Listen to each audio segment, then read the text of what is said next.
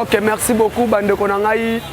Babonné, surtout à Congo en marche, de la part du président Moustapha, Parlement des États des droits de l'Union sacrée. Un mouvement, il y a structure, il y a Union sacrée pour le développement du Congo. Il y a Liboso Nabino, Oboza Babona chaîne, Okopé Sabino, actualité politique, où ils ont dominé sur le terrain. Ils ont discours à chef de l'État, ils ont développé le lot. Tu as créé mon mouké ba information to baksa na kati to baksa ba information na kati to ko la situation il y a état de siège na coalition oza entre FARDC na armée ougandaise to ko lobela ngo pe to ko lobela pe réforme le chef de l'état azo ko engagé na niveau ya magistrat ya appareil judiciaire ya mboka na biso et réforme au faut les manakati armée congolaise. L'un des points prioritaires au Togolobela na Tongwa de l'eau na émission ya Congo en marche pour na autre travail dans des konanga ibeni au azali boswa caméra. Sans plus tarder te taquer premier point.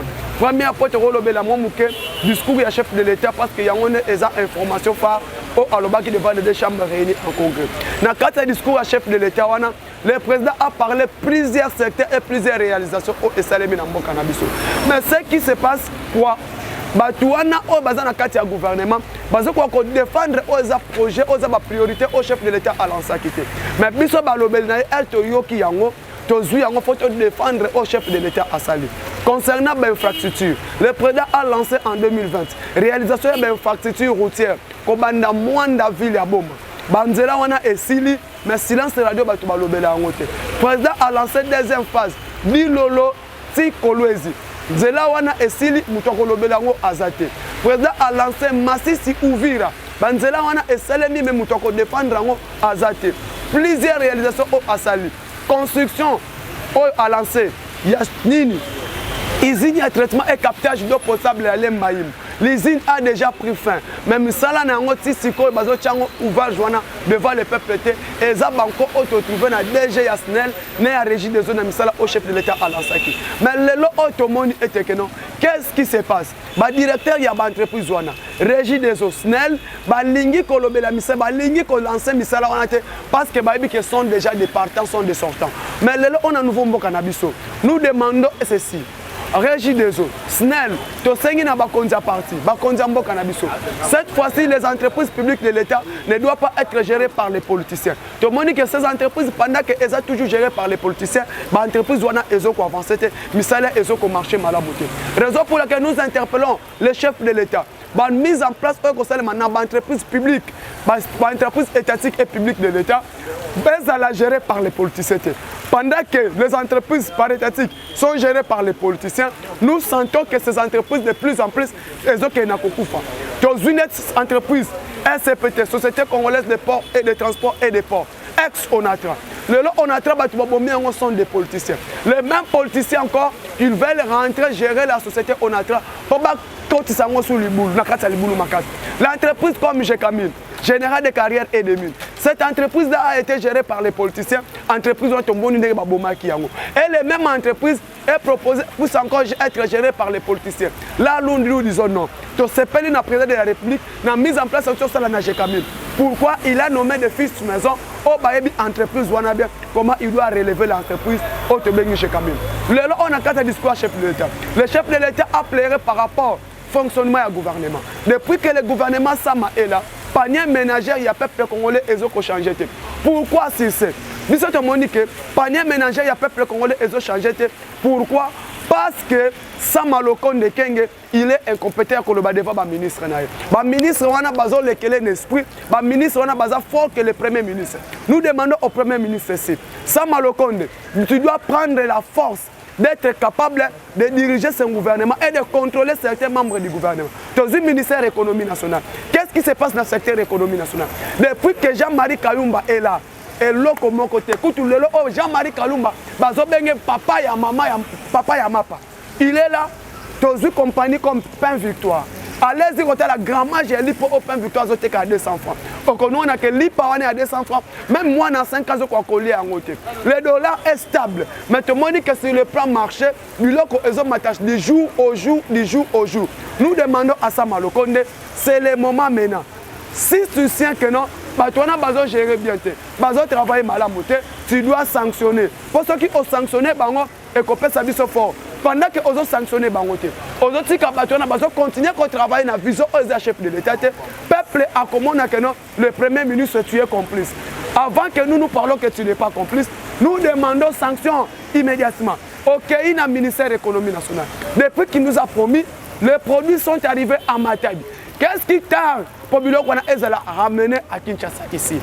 Qu'est-ce que tu attends, Jean-Marie Kalumba? Tu l'as dit au Top Congo. À partir de Namibie, par contrat au signé. Nous sentons, nous félicitons. Mais les privilèges, c'est Jean-Marie Kalumba. Biloko eye. Moyen de déplacer en eya awa. Les véhicules, les frigories, oh, même à biloko wana. Ni les autres senga e biloko wana mitukwana e mema yangote. Nous sentons que la société est égale. Sosmex, Congo Fiti, Batuana Bazana Mémise, Nakatuana. Toyebi eloko bazo préparé. Toi en tant que politicien, toi en tant que c'est toi qui gère le secteur économiste, tu dois être capable de lelo oyo ya konzala likolo ya Batuana parce que un ministre national quand il parle opérateur économique azana doit kolobate. Mais comment est-ce que un ministre national au lobby opérateur économique à combien de niveau à Boyi? Le premier ministre, le chef du gouvernement, le ministre de l'économie, tu es incompétent. Aujourd'hui, tu as une époque, il y a Bemba Saolono, Papa Jano, quand il était ministre de l'économie dans le gouvernement à Mouzé, Laurent Désiré Kabila, comment ces Indiens et Libanais Bakima Kimboka? Pourquoi le ministre de l'économie était dur? Parce que le ministre de l'économie nationale, c'est lui qui gère le panier ménagère, il y a peuple congolais. Aujourd'hui, peuple congolais, Azo Zanga, moyen, il y a 2000 francs à côté à Wenze, à son Babiloko Alia. Pourquoi? Parce que le ministre de l'économie nationale, tu n'es pas capable. Il y a qu'on laisse sa peuple. Parce que nous, le peuple, nous avons à manger, et ça n'est pas le ministre de l'économie nationale. Aujourd'hui, quand on a marché, c'est Jean-Marie Kalumba. On commande que ça qui a semoule, qui a 12 $, 13 $. Aujourd'hui, moi, je vous parle. C'est 45 000 francs congolais, 44 000 francs congolais, 38 000 francs congolais, 20... Donc, Moutuna prix naïe. Dans quel pays au comment on a que et loko oyo awana boka sa prix mususu na kasa y prix mususu na commerce prix mususu mais eloko ngweza kaka eloko moko. Suite à quoi impuissance ya ministère ya économie nationale et régulation ya fixation ya prix ya biloko na. To sengi boye, mais c'est le ministre de l'économie nationale Jean-Marie Kalumba. Tozo ko interpeller yo. Prendre conscience, il y a moyen de quitter sur le terrain. Parce que tes inspecteurs, il y a ministère de l'économie nationale, quand ils viennent, ils sont corrompus. Je te donne les informations, les inspecteurs, il y a ministère de l'économie, ils sont corrompus. Dès qu'ils entrent dans des magasins, ils ont 100 $, 200 $, ils poche, l'économie congolaise, dollar est stable. C'est 20 000 francs congolais. Depuis $, ils ont 20 000 francs congolais. Mais qu'est-ce qui manque? Ni les autres salles qui ont maté du jour au jour. Chaque jour, dans le secteur économique, les prix ont changé. Les prix ont changé. Les prix ont changé. Pourquoi? Parce que papa Yamapa, aux impuissants, ministre de l'économie nationale, cherchait à améliorer le panier ménagère et le peuple congolais. Quand le chef de l'État a dit devant les deux chambres en Congrès que nous sommes incapables, le gouvernement est incapable, il y a quoi ménager panier et le peuple congolais. Il a dit à qui? Premier ministre, ministre de l'économie, ministre du commerce extérieur. Pourquoi? Salaire au peuple congolais à Zozwa. Et ont commis ça était 6 mois prochain et permettre à vivre. Quand il dit ça, pourquoi?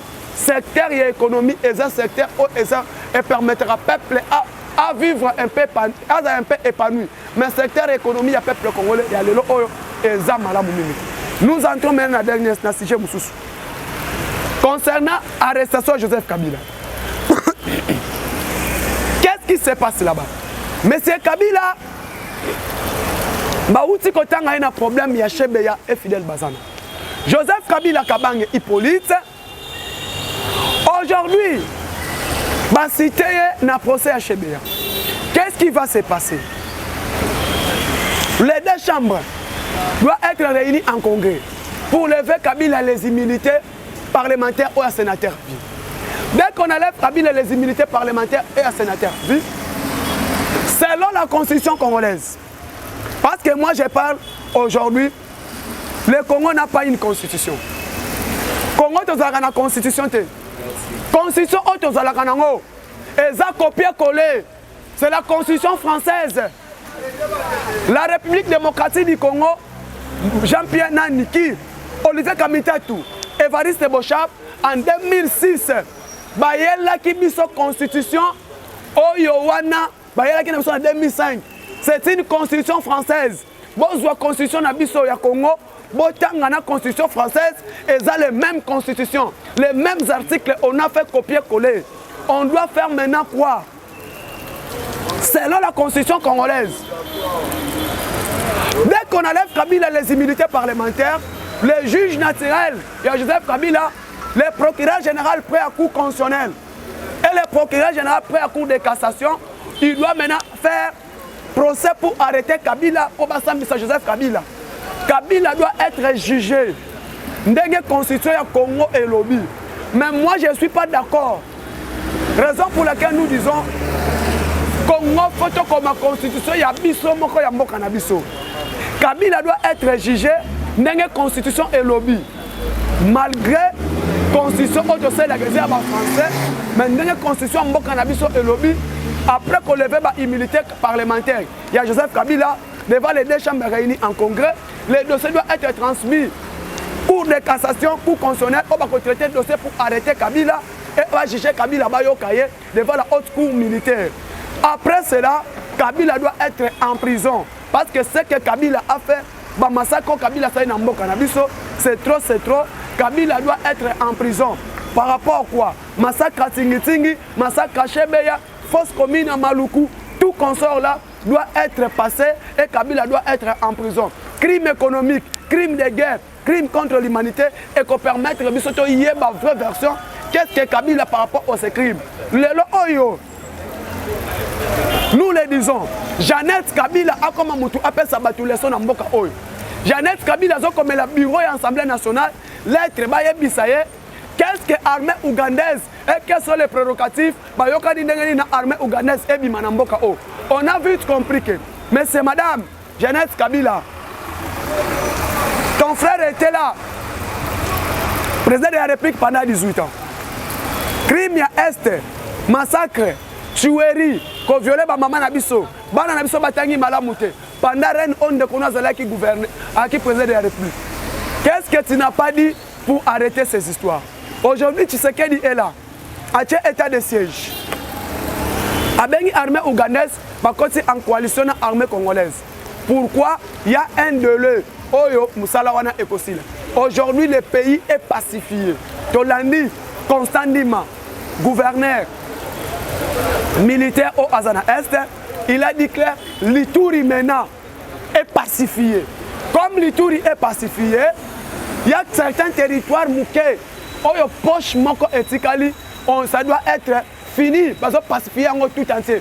D'ici là, jusqu'à la semaine prochaine, tout le monde a tout écossi là, guerre wana, Fachi Azosi Sango dans quelques jours. Maintenant, Kabila a fait 18 ans. Guerre à Est Zalaki. Fachi est venu dans 3 ans. Priorité de priorité dans le mandat Fachi, c'est ramener la paix totale sur toute l'étendue du territoire national. Aujourd'hui, il y a la paix. Bana Bazotang, Kofi Outobeta concerne à Beni, Héritier Outobeta concerne à Beni, Abeti concerne à Ituri, il est de retour. Si c'est maintenant, vous voulez maintenant quoi? Vous voulez que l'état de siège est longwa, mais moi, c'est la pour guerre zonga. Pas besoin de discours. Aujourd'hui, vous manquez de quoi dire. Peuple congolais pendant 18 ans, sous les Noirs. Peuple congolais pendant 18 ans, Batanga Kate. Peuple congolais pendant 18 ans, Alia Kate. Peuple congolais pendant 18 ans, Alata Kelamba Malamouté. Maintenant, aujourd'hui, après l'arrivée de Tshisekedi, Chilombo, tu as senti que mon peuple, moi, la Mozali. État de droit, la bonne justice, la lutte contre la corruption, lutte contre l'impunité, tu moni la gratuité de l'enseignement, comment même passeport équité, comment même aujourd'hui la politique, la République démocratique du Congo est une scène politique internationale entre les institutions de Bretton Woods, les nouveaux créances d'ambassadeurs au qui pays Nabiso. L'Indonésie, Australie, Batini, ambassadeur, tu moni que suite à quoi volet diplomatique au chef de l'État à l'accès. Avec priorité des priorités, la lutte contre la corruption, lutte contre l'impunité, la gratuité de l'enseignement. Il faut même saluer. Besoin saluer vous vous attendez quoi? Fachi puisse échouer pour les Kananzela Bofinga. Raison pour laquelle nous demandons à toute l'étendue de la République, le peuple congolais, prenez-nous en charge pour soutenir la vision du chef de l'État. Nous avons un président démocrate, un président qui a dit dans son discours, pendant que je suis président de la République, je n'ai conjugué aucun effort pour ramener la paix sur toute étendue du territoire national. Maintenant, la paix est là. Qu'est-ce qui reste maintenant pour Fachi? Comme Fachi est là, il ramène la paix, il faut relancer maintenant le système économique en Bokanabiso. Comment on doit relancer le système économique en Nabiso? Nous avons suivi les investisseurs kenyans à travers Equity Bank, Nambujimaï. Qu'est-ce que les Kenyans ont dit? Avec la banque Equity Bank Congo, 5 milliards de dollars américains au Bachena Messa pour relancer les investissements en République démocratique du Congo. S'il sait, depuis Kabila Yanamboka Oyo, pendant 18 ans, un grand investissement autoébaki dans le secteur en mine avec les Chinois, avec un contrat de 30 ans, 5 milliards de dollars américains. Mais un contrat de 5 ans, courte durée avec les investissements kenyans, avec la banque Equity Bank, parce qu'on a relancé l'économie avec 5 milliards de dollars. Pour nous, on a beaucoup salué. Pour nous, on a beaucoup lobaté. Vous attendez seulement que non, Tshisekedi puisse échouer. Quand vous vous dites que Tshisekedi va échouer, ce n'est pas Tshisekedi qui va échouer, c'est le Congo qui va échouer. Parce que Tshisekedi est déjà président de la République, à Kokisi Oyaye, Tshisekedi président à l'Union africaine, Tshisekedi président à CAC, Tshisekedi président à SADC, Milan est positif, et Tshisekedi a permettre de récupérer devant les Nations Unies, être même opérateur, être même meneur des jeunes à niveau des Nations Unies, parce que Assali Moussala Naye, pendant qu'il président de l'Union africaine, Tolandi Bilan Naye, février, mandat à président de l'Union africaine, Sili a récupéré CAC à remplacer Sassou Nguesso. Tolandi Bilan Naye par rapport à l'Union africaine de Guinée. Le bilan est positif. Aujourd'hui, malgré nous ne sommes pas quoi, mais il faut saluer. La rumba congolaise continue dans Katia UNESCO. Il faut saluer depuis qu'il est président de l'Union africaine. C'est la toute première fois rumba congolaise. Bakotanga ngona niveau UNESCO, bana nemso bakotanga ngona kelas. Na cour à musique, bakopprendre bango yango. Mais aujourd'hui, la silence radio, Moutokolo Bazate. Aujourd'hui, président Azana Istanbul, invitation spéciale. Il y a président turc à Kolobana Metz na siège. Il y a tribune, il y a Turquie, sommet Turquie, Afrique, comment relancer les économies africaines. Tout ceci, Fachi est en train de se déplacer. Ce n'est pas pour sa ventre, mais pour chercher tout moyen comment Congo est à la représenter sur toute étendue internationale, sur l'échiquier international. La République démocratique, partout on parle de l'Afrique, le Congo est là. Partout on parle du monde, le Congo est présenté. Par qui? Par son président, grâce à leadership, il y a Fachi Béton Aigle. Mais le lot on a battu. Lipa Mati, oui, là nous allons parler de côté. Pourquoi? Là maintenant, c'est un problème, il y a le ministère de l'économie nationale. C'est lui qui reste maintenant à fongolager pour le peuple congolais à vivre en paix, à fongolager pour le peuple congolais à avoir moyen de se retrouver sur le plan économique et stabilité. Aujourd'hui, nous saluons avec l'Argentin congolais qu'on appelle M. Nicolas Kazadi. Par rapport à la maximisation des recettes, par rapport à relèvement du système financier Congo, par rapport à changer le système financier de la République démocratique du Congo. Depuis que Nicolas Kazadi est là, comme il est du domaine, il y a certains ministères, il faut qu'ils soient gérés par un technocrate. Parce qu'un technicien, tant qu'on continue, à relancer. Tant qu'Argentin congolais a continué au nom de Nicolas Kazadi, dans le ministère de la Finance. Qu'est-ce qu'il a fait? À ça, l'état de lieu. Après l'état de lieu, à telle entreprise, à mon que DGO Azamoïbi, il a sanctionné. Après qu'il a sanctionné, a nommé un nouveau. Et qu'est-ce qu'il a fait? Il a pris seulement celui qui était directeur à cabinet à Sélé Yalagoul, qui est meneur des jeunes en finance, il a laissé, à placer, à relancer. Tout le monde va retomber dans le ministère de la Finance et nous saluons sur l'Argentin, le meneur,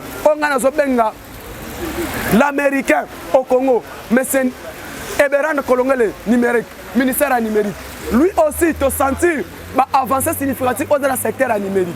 Aujourd'hui, la communication congolaise, grâce à il y a plan numérique, Eberan Kolongele nous sentons maintenant toute la communication est contrôlée à travers les projets numériques pour Kolongué et Ebéran et avec RAM pour appliquer. Oui, nous saluons ceci. Pour le moment, maximisation des recettes dans le secteur numérique, et grâce au secteur numérique, tous les péages à Congo, sur le plan numérique, ce n'est pas les efforts du ministère de la Finance, mais les efforts conjugués ensemble avec le ministère des numériques. Le ministère numérique a numériser le système informatique en République démocratique du Congo. C'est à travers de ce ministère des numériques, des recettes au argentin congolais, ministère de la Finance. Pourquoi? Parce que tout secteur est numérisé. Dès que le secteur de communication, le secteur financier est numérisé, et qu'on permet de maximiser les recettes. Mais les gens ne comprennent pas ça.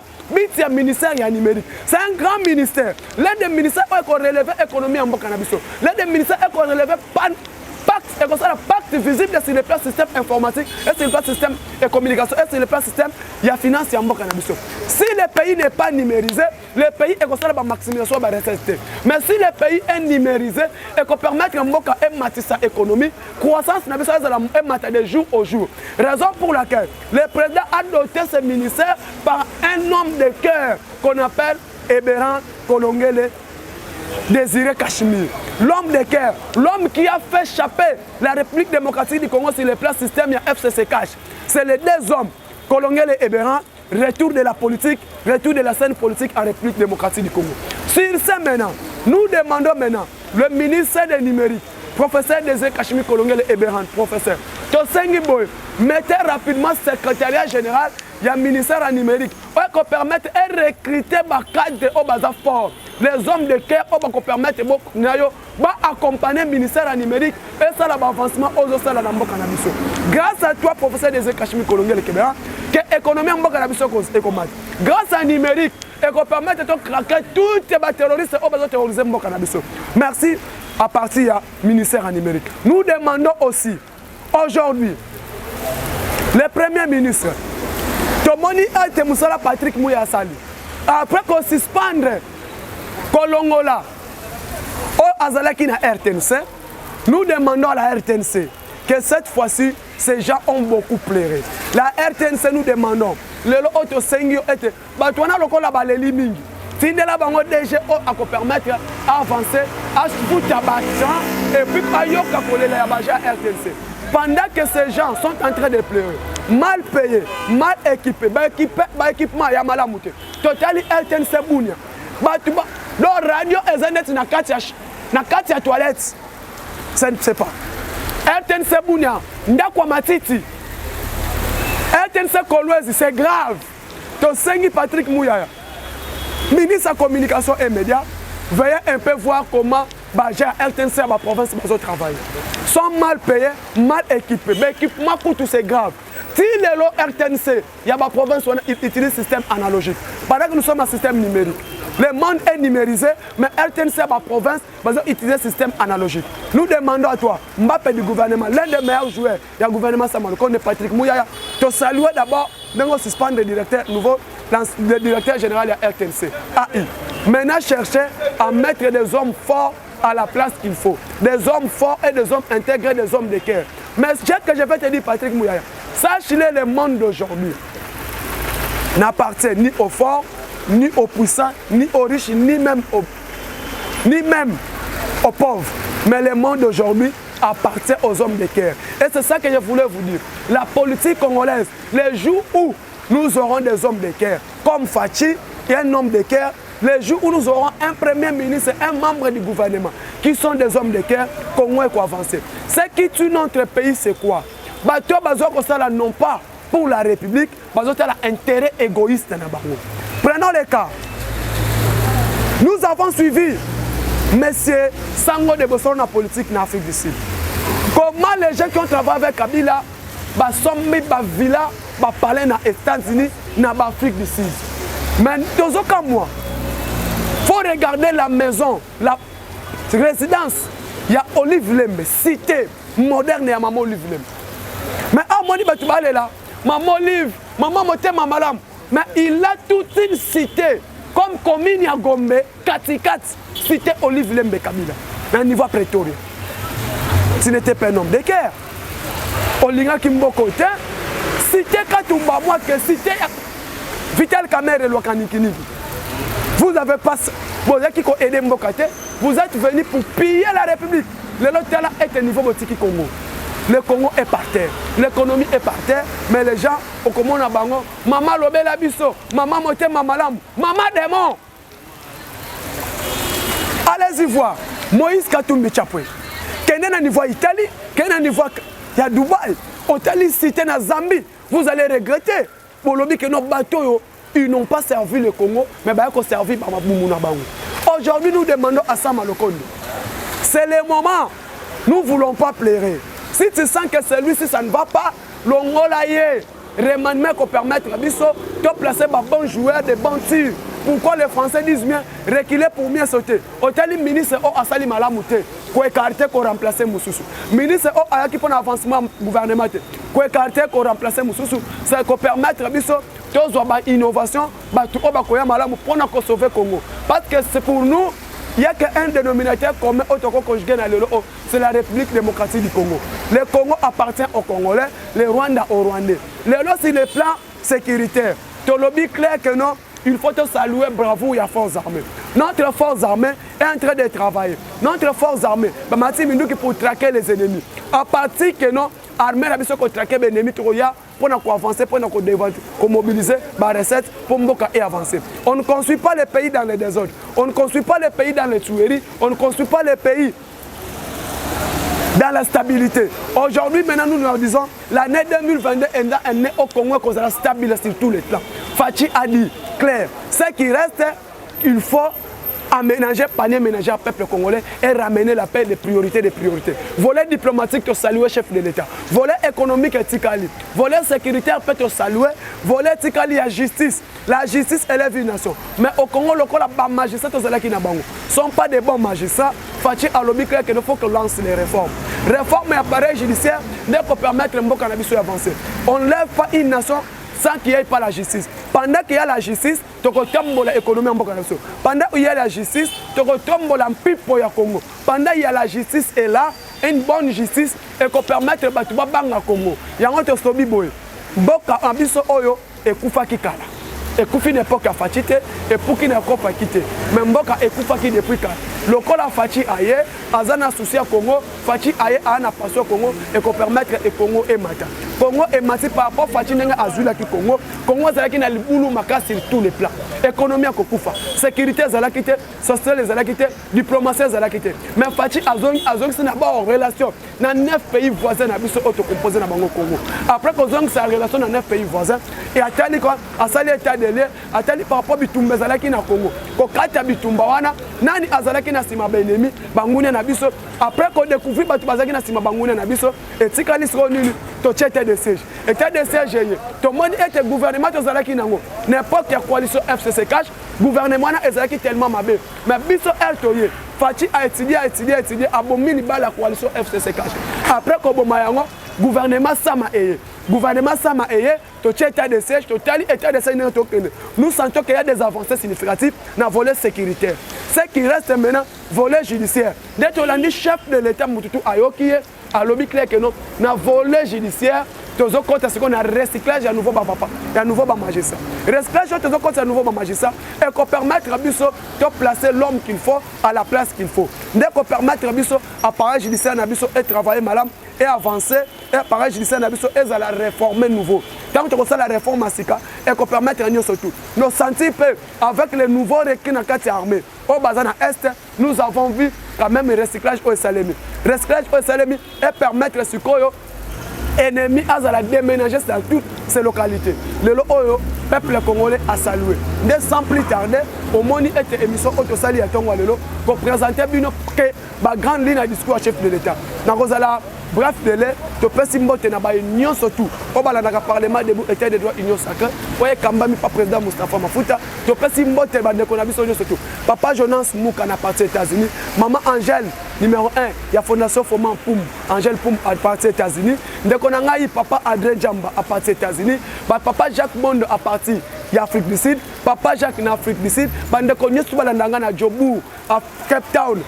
Pretoria, bon s'abonner à la chaîne Congo en marche, pour permettre bon le président Moustapha à tout moment. Bande konanga tout ça la travail na bango na union sacrée état de droit ndeko na ngai na bandi nyonso tu o bazalaka na ngai lola na pesi mbote na papa na ngai tube ba nyonso tu bazalaka bandeko o bakamba to travailler na bango ensemble na parlement debout était de union sacrée bon continuer ko s'abonner na chaîne oyo bandeko na ngai nyonso ya IDPS mwana ko. Merci beaucoup ba congolais na ba congolaises nyonso bazali kolanda la chaîne Congo en marche na tongo lelo. Merci toya wa pona koloba makambo ezala koleka na kati ya Congo na biso. Premier point que tout par rapport à la situation ya discours du chef de l'État devant les congrès, par rapport à la situation de la Chamboka, na Kinshasa, na République démocratique du Congo Mobimba. Par rapport à la discussion du discours du chef de l'État, tout le monde va te ébélé, c'est-à-dire que les rapports par là, que le chef de l'État a parlé de se plaindre, à lui m'a ébélé, à se plaindre. Non, non. Chef de l'État a tellement à sali discours où il a vu toute la situation de passer dans le RDC Mobimba. Parce qu'il y a des gens qui pensent que Félix Tshisekedi est président de Kinshasa. Félix Tshisekedi est président de Kinshasa, est président de la République démocratique du Congo Mobimba. Quand il est président, c'est mettre des groupes pour faire un discours à une situation générale de la République. C'est qu'il faut le Bagabozo de Kanaba Congo, il faut le Bagabozo de la Kivu, il faut le Bagabozo de la Kassai, il faut le Bagabozo de la Bandundu. Après le Bagabozo de la Kinshasa. Et tant que le chef de l'État a eu ma justice. Tant que le justice, c'est normal. Tant que le but de depuis le recrutement et Salaman en Congo, ça fait au moins 10 ans. À la raison. Depuis que le recrutement et Salaman en Congo, depuis nous sommes Bambi, il y a la tolérance zéro. Mais malgré que nous sommes Bambi, il y a un slogan de tolérance zéro, il y a un magistrat. Mais tolérance zéro dans Kinshasa et si la Congo, c'est la raté. Et preuve du contraire, les autres ont des détournements, il y a millions. Mais à ce moment-là, il y a une tolérance zéro. Qui est la tolérance zéro? Ils athées. Les magistrats sont parce que juste là, Félix Tshisekedi jusqu'à le pouvoir, ça fait 3 ans, à recruter les magistrats. À recruter les magistrats. À d'autres travailler toujours dans les magistrats au Kabila pendant 18 ans. Oh, il y a déjà tiré le nios sur la corruption. Alors, le but est à se plaindre du comportement. Avec quoi attaquer sur ce gouvernement, c'est normal. Parce que le gouvernement, tout ça dans le gouvernement, et le gouvernement, il dépeste. Tout le monde très bien, le gouvernement, il dépeste. Et le gouvernement, il y a coalition. Tout ça qui FCC cash, ça n'a pas marché. Donc, il y a une union sacrée. L'union sacrée est en Bengi Batou pour la vision. Mais l'union sacrée, il y a une vision qui s'est créditée. Il y a une vision à consulter le chef de l'État. Tout le monde a un lelo. Entre autres, tout le monde est ministre de l'économie, ministre du travail. Ministre du travail, il y a une grève dans le secteur du commerce. Il y a notre circulaire, il y a un quitté tout le terrain à publier notre circulaire. Alors, le but est de commander le lot. Il fait foutamment. Sous-traitant va fonctionner. Mais si le sous-traitant va fonctionner, si le SMIC est foutamité, ministre Salinine, à côté du bureau Salinine, avant le bureau, parce qu'il y a toujours des incompétents là-bas. Les incompétents vont les belés. Et entre tout le monde, tout le monde est dans le ministère du Transport. Mais maintenant, nous avons le transport dans Kinshasa, et il y a un problème. Le transport dans Kinshasa, on a le transport dans Tongo. Tout le monde est Kinshasa, nous avons 1000 francs. Mais nous avons le poisson à 500. On a Tongo. Il y a une différence, c'est pas de trajet derrière Moko. Au moins, on a 12 heures. Transport est 1500 et comme 1000 francs. Dans on a 17 heures, transport est comme $1. Dans 20 heures, transport est comme 2500. Mais le ministre du Transport à Zawana. Le ministre du Transport à Zawana, à ça de l'Okomoko, mon côté. Donc, il y a un ministère de l'Environnement. Tant que toujours le bas. Parce que tu as toujours Tshisekedi. Parce qu'on est toujours président de la République. On a un ministère de l'Environnement dernièrement. Vous voyez qu'il y a des Bimikuna et ça, il y a détourné Moro. Directeur de cabinet adjoint, conseiller secrétaire général. Chez le chef de l'État, il y a le temps de remplacer le secrétaire général Nyoso. Il faut remplacer le secrétaire général Nyoso parce qu'avec ces gens-là, tu as signé l'administration Congo. Et attends qu'on ait une décision en dernier, mais qu'on s'est appliqué parce que il y a même des secrétaires généraux depuis Mobutu, il y a même ministère. Il y a même des inspecteurs depuis Mobutu, ceux qui veulent remplacer, même le ministre a eu une décision, mais qui doit appliquer cette décision? c'est tout inspecteur wana na ba secrétaire général wana mais bango ba yebi ko yiba déjà ba yebi na musala ko yiba ndenge ezalaka ba ko sala loko moko te to lobi makambo ebele na kata discours na yo mais to lobi ndenge lobi likambo ya justice na likambo ya gouvernement to ke ko ba ke to boya ki ilunga ilukamba parce que la to lobi ka APP mais ça ma le connaît sous to bien moribond to bien ça le connaît moribond pour nani depuis un premier ministre qui a lancé opération Kinshasa sans trou. Opération Kinshasa sans trou. Mais il fallait le président de la République dans le conseil des ministres aille interpeller depuis pour lancer opération sans trou. Nous avons remarqué à tous les ans à Kinshasa. Est-ce que c'est normal? Et le président de la République a quitté le Parlement. A lobby le Parlement, il a convoqué une commission pour lever le trou. Est-ce que c'est normal? Il fallait le président de la République aille le Parlement. Pour ça, le compte a pour aller Kinshasa sans trou. Au moment où il y a lancé on est à le suivi à Bilokwana. Biloko Tungo Bila Sinista Rabino. Biloko Tungo Bila Ben Rabino qui est inauguré. Et ça, Biloko Sinista Rabino touche. Président de la République, Ngobila Ben qui a bandal au inauguré Kinibopeto. Au émission Kinibopeto de l'eau. Et Premier ministre Ngobila Ben qui a inauguré Kinshasa sans trou. Les lots c'était Yébani des alliés. Mais n'a évité pourquoi Ngobila a besoin de garder les lots. Pourquoi vous gardez Ngobila Tilelo? Ngobila aussi c'est va toucher la Kinshasa wa. Ngobila aussi c'est bien tu as besoin mailler l'été Ngobila aussi c'est va toucher Ernyos. Hein Azur Boukizando a ben le chef de l'état Olongo yeti dans hôtel de ville pour la Dikabazan mais les gens déjà les a tongamate. Quand tu venu Bokasota venu Bokasombo les beti moyo place Onyata ezate. Place Montozo Tekela, des places Montozo les des places Montozo Soubela. Quand tu as Bokasota Bokasade ezali. Nous sommes Ngobila, quand ça va tout qui ne peut pas tout. Qui ne peut pas les lois ont azu acheba budget de lumière pensé pas tu as vu déjà. Tu as vu que bâtiment la bataille que la dossier moi ko bimebele potolian de ba rowele là. Ndenge ba bimisi ba mine de budget de lumière bâtiment na balabala. Moi ko bimi combien et dépense c'est salmi combien et on va ko sa poche d'accord combien. Tu as vu budget ba ko yiba. Tu as vu budget ba ko yiba. Azumi na chena kata na boulevard. Mais c'est quoi Bokassa, vous avez fait Bokassa. Vous avez venu Bokassa, vous avez venu du commerce. Vous avez devant l'hôtel de ville, vous avez mis les autres, vous avez mis les Kakuna. Vous avez mis l'hôtel de ville. Chef de l'État, Ngobi a aidé. Ngobi a malédiction, Ngobi a malédiction à Yumbi. Ngobi a malédiction à Yumbi. A aidé à tel mon côté. Et là, nous sommes au FCC, tu considères vision à l'Union sacrée, il n'est pas bloqué. Mais tout ça, ça va très bien. Oui, il va rentrer bien qu'il dépasse en 2023. Tout à moins, il y a 357 députés. Oui, il va rentrer bien. Tout ça, la coalition a moutouté. Tout ça, la coalition a moutouté. 357 députés. Dans ce pays, il va rentrer l'eau. Oui, il va rentrer 357 députés. Bien, je voudrais avoir une opposition. Il y a 357 députés. Tout le Premier ministre, il y a Bissomoko. Tout le président de l'Assemblée nationale, il y a Bissomoko. Le président du Sénat, il y a Bissomoko. Le gouverneur, il y a Bissomoko. Après, tout à ce qu'on est dirigé. Parce que, pour la Bissomoko, considéré comme aussi, et dans qui transition sans Kabila. Transition sans Kabila. Et tout le temps, tout le Kenya. Le président de la République, il faut mon oiseau aider à Zate. Même Sama n'a pas aidé. Même Sama n'a pas aidé. Ah, ça a bien un warrior. Mais il y a des qui warrior, tout le monde a répété. Qui warrior, tout le monde a répété. Quand il y a un slogan, il y a une émergence à RDC. Oh, les 5 chantiers. Dès que côté, c'est un warrior de 6. Le président de la République, il faut tellement. Il faut obéter la messa.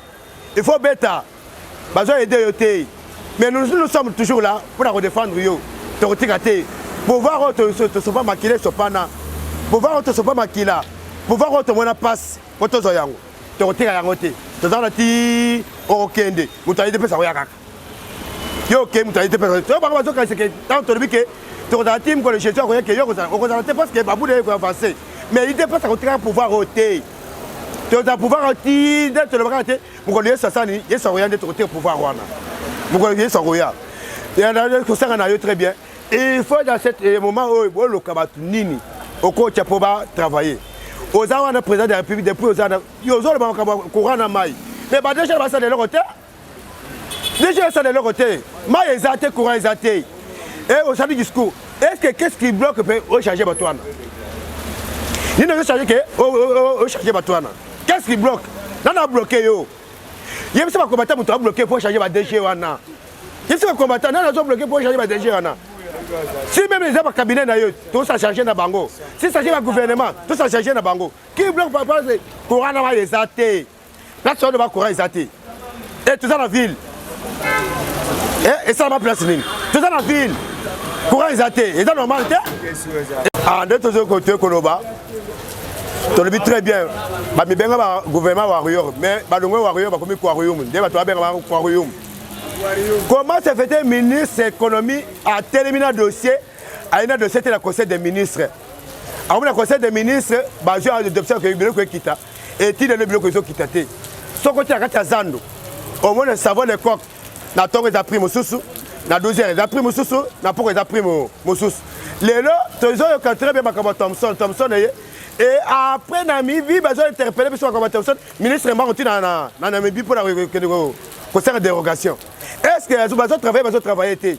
Dans le président de la République, il faut fournir, même si on a limité pour la Nini, le ministère du Travail et le ministère de l'Économie. Le ministère du Travail et de l'Économie pour la Nini, il a aidé tout dans la France. Tout dans la France, il a aidé. Pourquoi le ministère du Travail et le ministère de l'Économie? Président de la République, quand on parle de social, on va d'abord le travail. On voit le travail. Tu as le ministère du Travail pour aller place à bloquer. Quand on est dans le FCC Cash, dès qu'on est dans le Kuna, à Sala Bouzo Bakei, qui m'a donné même pas si Moussou Kuna, à Dieu Sounini, à Sala Bêtise. Comment le ministère Mobimba, au ministre à moi aussi, secrétaire général moi aussi, on aime moi aussi. CNCS moi aussi, tu vas structurer sur la base. Tu vas bazar mité maté, bazar mité maté. Quand tu as bilongi na bango, tu as bilongi na bango, tu as bandoki. Secrétaire général, moi aussi. Ministre, moi aussi. Inspecteur général, moi aussi. Quand tu as bilongi na bango, tu as chef de l'État, tu as bilongi ma bé. Bilongi na bango, tu as bango des alliés. Il faut si le ministère a un ministère cette fois-ci peut s'envoyer des pèses. Le ministère à travers peut s'envoyer des pèses. Le ministère peut s'envoyer des pèses. Et on sauve le monde du travail, on sauve tenez-moi pas sauver le monde d'enseignement. Parce qu'il y a beaucoup de faits. Sauf que le monde de travail est bon, président de la République et un mandat na yo. Le monde de travail est à Koufoua. Il y a beaucoup de choses qu'on ne peut pas dire sur les plans publics. Mais en réalité, c'est bien dans le monde du travail. Il faut changer le ministère commandant, inspecteur général qui dit colo. L'inspecteur, tout le monde comptable là. L'inspecteur pas comptable dans le Bangien. Ok, dans le Bangien, au côté de l'eau, dans le comptable, il y a un inspecteur du travail. Inspecteur du travail, il y a tellement président de la République. Quand on a toujours travaillé, il a été. Il a eu au moins la kin, au Coran la kin. Vous voyez qu'il chasse très bien. Et là, les gens sont informés. Et là, les gens sont informés. Bateau va permettre de besoin d'aider. Mais nous sommes toujours là. Nous avons soutenir le pouvoir nayo. Donc, on a retenu parce que tout fois et les parents qui sont coufa, bah aussi à défaut. Ngao na ça diboso na yo na pouvoir papa na yo. Na tika mwana na ngada kecha na mwak. Achima na mwak na kesa ki témoin na salle. Pour la IDPS. De la que ton kenaï aussi ton coufa na IDPS. Ça là tout au changer entourage na yo. Au changer même le gouvernement. Autant de minutes il y aura un remaniement. Cette fois-ci, le ministère il faut se position bien en 2023. Il faut que on peut s'en aller IDPS. Entre autres, ministère de l'économie, il faut s'en aller IDPS. Aujourd'hui, ministère du travail, on peut s'en aller IDPS. Finance, on peut s'en aller infrastructure, on peut s'en aller IDPS. Aujourd'hui, ministère, il y a médias. Parce que aujourd'hui, ça veut dire que les mais les autres bâtis. Les autres bâtis, les autres tongama. Les autres bâtis, les intérieurs, les bâtis, les autres bâtis. Les autres bâtis. Et donc, même il faut que autant la vision de ministère le ministère est peut se mandat en 2023. Tout ça, pour soutenir pour en 2023, tu as gagner l'élection de 97%. Parce que nous sommes parce que Abimaki est opposant, tu as opposant à côté de Malili. Depuis avant la fin de la et là, a sauté.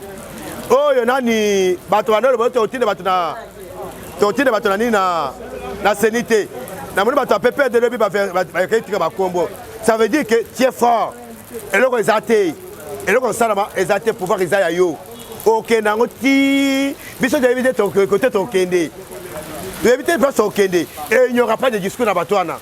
parce que les gens bandana bango moko ba pandaka bango quand des bayaki bango nyoso de bible ezali ko bayaki nzela moko mais bazongi nzela sambo bayaki bango nyoso entre autres FCC biloko patriotique seko mais les autres bakabone bakeni de bakeyana ça veut dire que aux nzambe parce que bakapesona au place nzambe liboso na yo tozana yo longo tozo côté ko soutenir yo tozo côté ko zalana yo to kopesa makasi et à 2021 nous allons faire campagne to sala campagne on peut se sur le côté autant campagne to mesala ko sala campagne na ba nini ba énergie na biso moko mais pour que tu que mandat ya bien mandat na yo ya bien et qu'on a en 2023 mandat et dans mandat de sécurité yebi parce que tu que tu as toujours na bandoki o to zakena na FCC cash ba dans biso te na union sacrée ba ye na union sacrée ba ye biso ba biso ba slogan to kolanda bango te même la télévision te au chef de l'état bien parlé te dit ba discours wana te yo moko sala ki autocritique yo moko au début par rapport au sali na o salamité et au début pourquoi salamité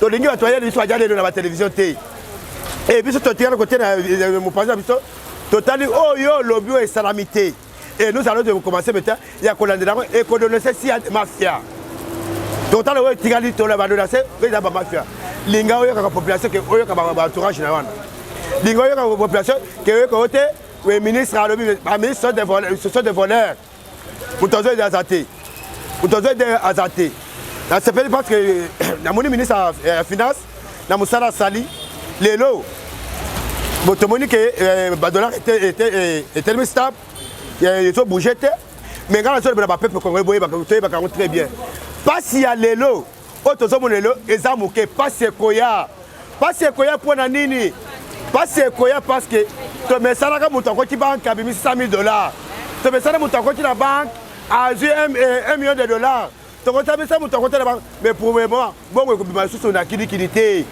bongo ko bima te bon mon circulation bongo ko zalate circulation bongo ko zalate et oh ba comprendre ba comprendre déjà ba kanga minoko mais oh ba comprendre te des besoins côté ko na yote il n'y a pas circulation bongo ko circuler ndeni chada razali sutu te bongo ko circuler ndeni nani nemi muibi azali sutu te bongo ko circuler ni chala mwana oyiba ba chada yiba li sutu ezate bongo ko circuler ndeni ba taso ba basala boye ba kena bank MU bimi après ba ina te ba ba ben kambi so te yaka lukela nini na $.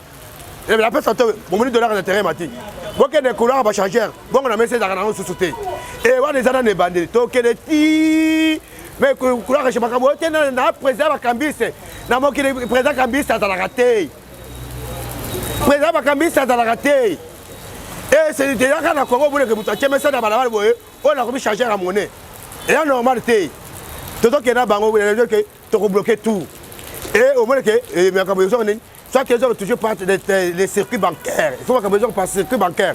Mais $100,000 dans la poche. Ça ne se fait pas. Même dans les États-Unis, presque $. Ils ont raté. Comment on a $2 millions dans la mallette? Ah, il y a mon pao. Au moins, on a un concert. Depuis, j'ai failli. Il y a un peu de bébé. Il y a un peu de banane, banane, il y a un peu de toto qui est là, il y a un bunga. Et aussi, na terrain tout ça qui est là va malem chef de l'état telema wa mobali wa kinoa oui makambo yo c'est l'équipe qui chasse oui situation nyoso hein au telema tout ça là yo tout ça là to soutenir au kaka tout soutenir au kaka par rapport makambo le bien il y a RDC Mobimba tu as vu que makambo yo salama mais médias désolé belaté mais tu as vu que au fur et à mesure to kende ba to congolais va comprendre une vision de Félix Ayaki nango et na sukia lelo na sukiawa tout le monde a Zambé à Pamboula, Binonyoso à Pamboula, République démocratique du Congo, à Pamboula, président de la République, Fachi Beton. Je m'appelle M. Toubé, je suis du Parlement et debout, État de droit, Union sacrée, dirigé par le président Moustapha Massamba, numéro d'Angaïza 00243 90 61 66 869 et Nelongo. Donc on est ensemble pour la Congo. J'ai dit et je vous remercie.